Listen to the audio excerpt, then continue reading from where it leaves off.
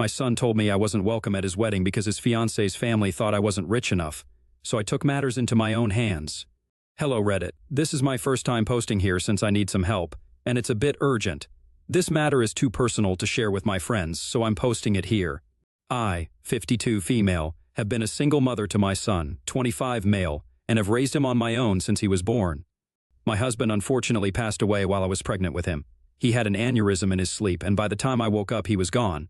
Since then, I have raised him on my own, and I have honestly sacrificed a lot, something that other single parents can also attest to. I'm not saying that he owes anything to me because I'm his mother, but a little appreciation would be nice. Unfortunately, he ended up telling me that he did not want me to attend his wedding a couple of days ago, because, apparently, according to his fiancée and her family, I did not look like I was rich enough to fit in with the kind of people that would be present there. That was incredibly hurtful. So, I did something really underhanded as well, and that's really not in my nature, but I just couldn't help myself. All of this started 2 years ago when he first started dating Zoe. He met her through friends, from what I know, and she belongs to quite a wealthy family. Her parents own one of the top real estate firms in the state, and they are pretty much rolling in money. She looks the part as well, always dressed in luxury brands from head to toe, and she owns 3 cars herself. In comparison, I obviously look like a peasant since I'm just an economics professor in college. I do make a decent amount of money, and it's been good enough for me and my son, since that's how I've been able to pay all the bills and the rent and afford to raise him single-handedly for the past 25 years. At least, it used to be good enough for us until he started dating Zoe, and then things started changing and getting weird between us. Just for the record, I never had a problem with his relationship with Zoe or her as a person until recently. Even though, after the first time we met, my son had called me up later on to tell me that I needed to start changing certain things about my house so that it looked better.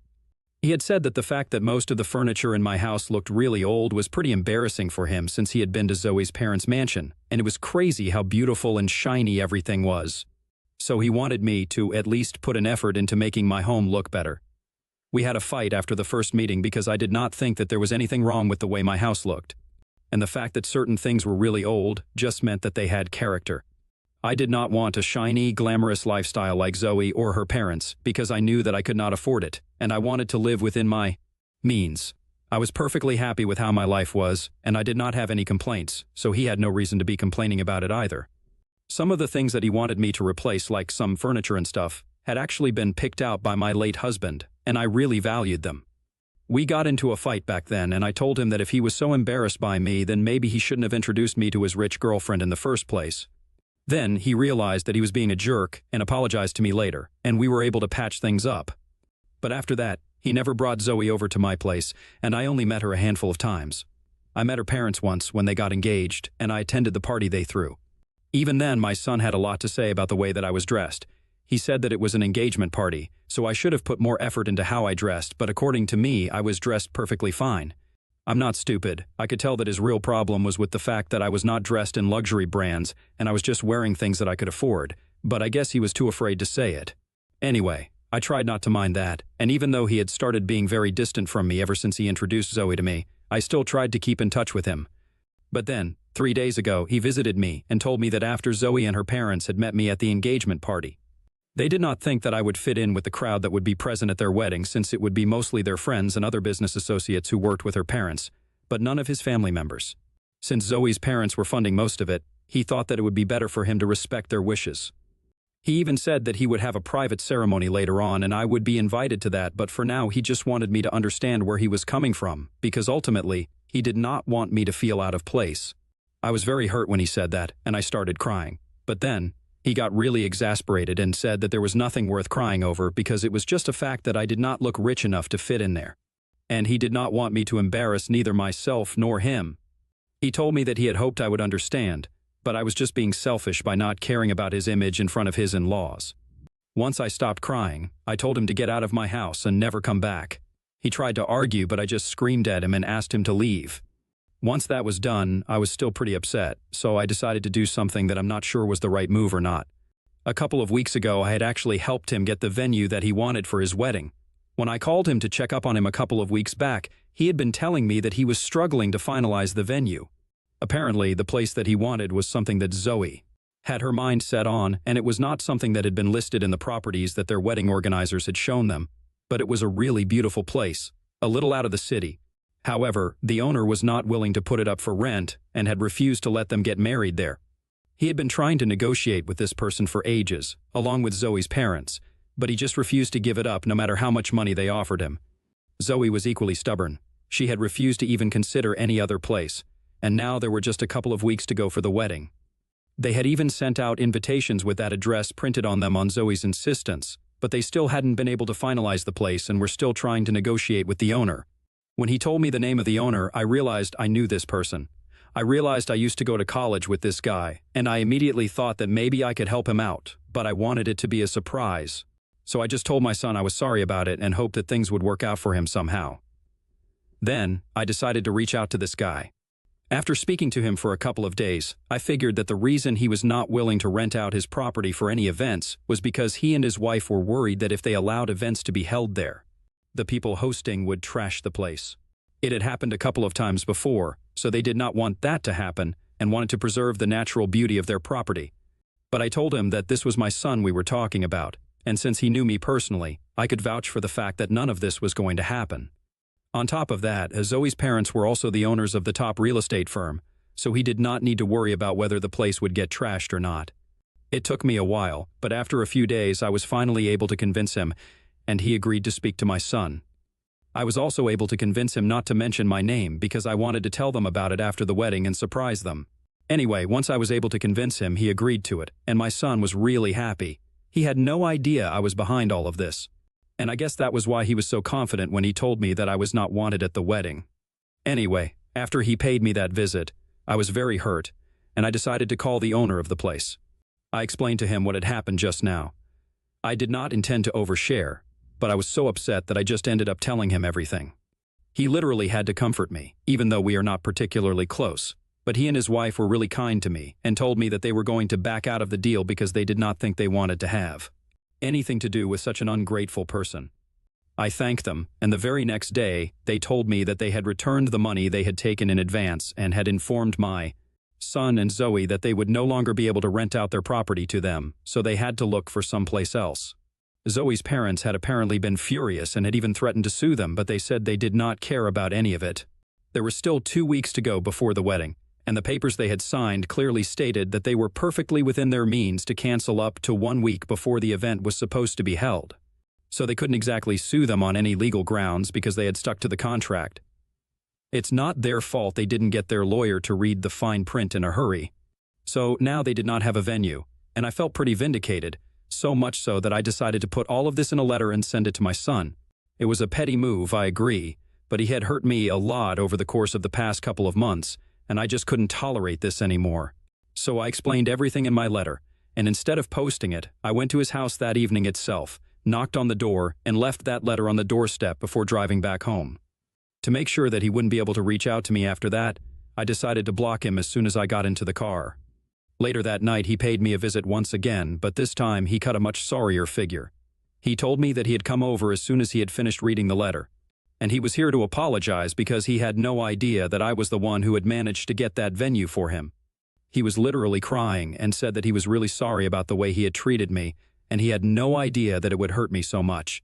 But now he had spoken to Zoe, and even she was quite upset, so he needed me to speak to the owner and fix the situation for him because there were just 2 weeks to go before the wedding. And all the invitations that had the venue's address printed on them had already been sent out, so they really needed my help at this point. He started begging me to help him out, but I told him that the way that he had been treating me for the past couple of months ever since he had started dating Zoe had been absolutely unacceptable.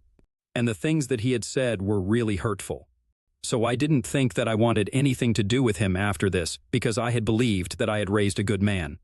But he had been extremely shallow and had decided to side with his fiancée and her parents over his mother. I told him that right from when he was a child, I had sacrificed a lot for him, and in return, I had only ever expected him to be a bit appreciative of me. But he had made it very clear that he was ashamed and embarrassed by me and did not want to claim me as his family just because his fiancée and her parents were not on board with it and were embarrassed by me. He said that he was going to take it all back, speak to Zoe and her parents, and get them to apologize to me as well, but for now. He just wanted me to speak to the owner and fix the situation so that they could get married at the venue that had been chosen already. I told him that I had already spoken to the owner, and I was not going to keep disturbing them again and again. So now they had to figure out a way to deal with this on their own, because I would not be able to help them out in any way whatsoever. Then he started getting pissed off and told me that I was being really unreasonable right now. So I told him that he had to leave because I could not help him out. I was feeling pretty adamant at the time, but he just seemed to give up and told me that I was free to do whatever I wanted, but if I did not help him out this time, I was going to lose him forever. He said he had never thought of me as a vindictive person, but clearly, I was being extremely selfish, and he was sick of having to balance these two because it was just so much pressure on him. He told me that he couldn't keep up with this balancing act, but at least Zoe would be understanding. He claimed that he was exhausted and was done with it. Then he left. Since then, I've been worried about whether I have made the right choice or not. So, I'm here to ask, ITA for refusing to help my son get back his wedding venue? Update 1, hi. So, it's been a week since I've spoken to my son last, and I still haven't reached out to the owner of the venue to fix anything. I had been pretty conflicted about what I needed to do, but things are clear to me now. I was just being a sentimental fool, but I've thought things through now, and my son is old enough to deal with this on his own. Besides, I really don't even think that I could get the owner to change their minds after what I told them, because they seem pretty firm on their decision. I have spoken to a bunch of my friends and relatives, and I have explained the entire situation to them. Since a lot of family members were also pretty surprised that he was getting married, but they had not received an invitation. So I told them the real reason why he wasn't inviting us was because he was embarrassed by his family and did not think that we would fit in with the crowd that his fiancée and her parents had invited. People were really offended, and when I told them what I had done with the venue and everything, they seemed to think that it was an appropriate reaction for me to have. Also, my son hasn't even bothered to speak to me after the last time he left, and we didn't exactly end that discussion on a good note. If he really thought that this was important enough, he would have reached out to me once again. There are just a couple of days to go until the wedding. I don't know what they're going to do since they have already printed the address of the venue on the invitations. But I know that it is really not my problem anymore, because if he doesn't want to invite me to his wedding and consider me his family, it also means that I have been absolved of my responsibilities as his mother. I'm still trying to process this emotionally because it's quite a difficult thing. Throughout my life, all I have ever had is my son as a single mother. But in my head, I have made a decision, and I'm going to stick with it. Update 2, hi. So, there were just 2 days to go until the wedding, and I was really not holding out any hope that my son would reach out to me anymore. But today, Zoe actually reached out to me. It was pretty surprising that she would ask to speak to me because I had assumed that she and her family did not want me at their wedding in the first place. So why would she expect me to want to talk to her? But when she called me, I had a gut feeling, and I answered the call. I was pretty cold to her, but on the other end, I could hear her trying her best not to cry while she spoke to me and said that she knew I had a huge falling out with my son, but she just needed one chance to speak to me and convince me to fix things. She said some very strange things, like how she knew I did not like her much and that we hadn't started off on the right foot, but she really respected and admired me and always had. So now, she wanted me to speak to the owner of the venue and try to fix this situation, even though she knew that I was in a fight with her fiancé at the moment. She said that my son had apparently forbidden her from speaking to me about anything, but she really wanted me to know that she had been really disappointed when she found out that I would not be attending the wedding. That was really weird, and I snapped at her and told her that she did not need to put on an act with me because I knew that she was the one who had told my son that she and her family did not think I was going to fit in at the wedding, which is why I had not been invited and my son had turned against me because of them. There was silence on the other end for a couple of minutes, and then she went on to say that neither she nor her parents had said any such thing, and there must have been some misunderstanding. After that, both of us were really confused, and I insisted that this was exactly what my son had told me. She, on the other hand, said that she had said no such thing, and in fact, my son had told her that I was the one who had refused to attend because, apparently, I did not like her, and did not approve of her family because I thought they were too arrogant and snobbish. Once we swapped stories, we realized that my son had been feeding us both a bunch of lies because, in all probability, he was the one who was embarrassed and was throwing Zoe and her family under the bus just so that he wouldn't have to invite me to the wedding and show everybody at the wedding that he did not exactly belong to their world. When I realized what was going on, my head literally started spinning, so I told Zoe that I would call her back later to discuss this in detail, but for now, I just needed a break.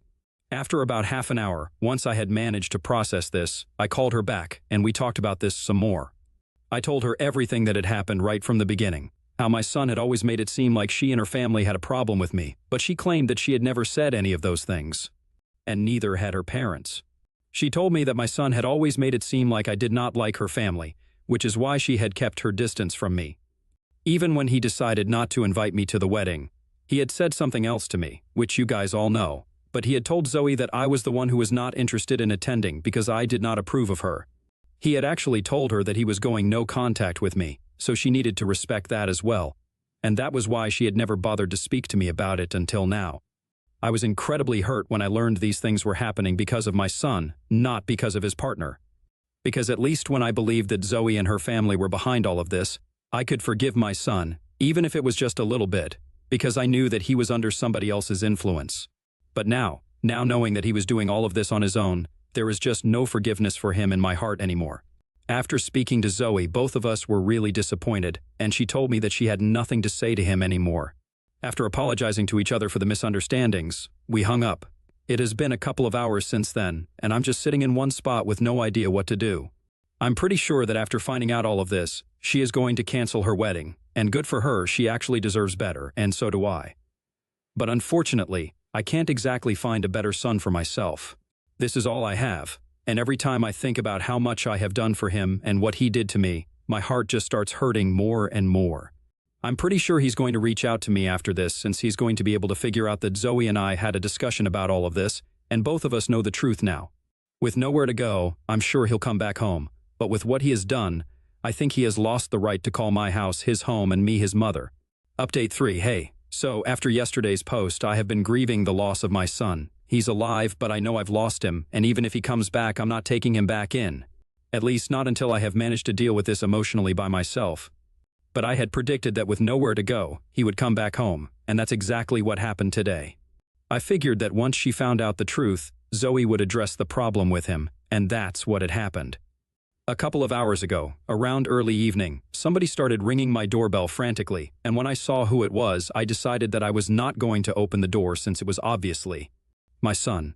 I spoke to him through the intercom and told him to leave, because after everything that he had done, this home did not have a place for him anymore. I could see that he had a bunch of bags behind him, and he looked exhausted. His face was all splotchy like it would get when he had been crying, but I didn't let that weaken my resolve, and I just ignored it. When he told me that he was here to apologize to me and fix his mistakes, I could hear the desperation in his voice, and it was pretty difficult for me not to respond to that, but I just tuned him out. I could hear him saying that Zoe had kicked him out after the fight they had, and he knew that both of us were aware of everything now. He kept speaking about how things had been really difficult for him adjusting to Zoe's world, and in the process of trying to do so, he had started acting like somebody he wasn't. He was really sorry that he had been embarrassed by me, his family, and where he came from. But it was just all really new to him in the beginning, and after a while, he got used to pretending. And he got so engrossed in the act that he forgot that I was not a part of this act, and it was hurting me. He said that he knew he had been selfish, and he knew that he probably did not deserve either of our forgiveness, but he just wanted a chance for me since I was his mother, and I would be more forgiving than his partner. At that point, I told him that I might have been more forgiving if he had actually been sorry, but right now, he was just sorry that he had been caught in all his lies. He was sorry because he needed a place to stay, and he did not want to spend money living in a hotel or finding a place of his own, but he was not sorry for what had happened. Because if he were, he still wouldn't be trying to justify what he had done. He would just be apologetic, acknowledge his mistakes, and let it be. But he had mentioned how difficult it had been for him at least 5 times since he showed up, so I didn't believe that he was genuinely apologetic.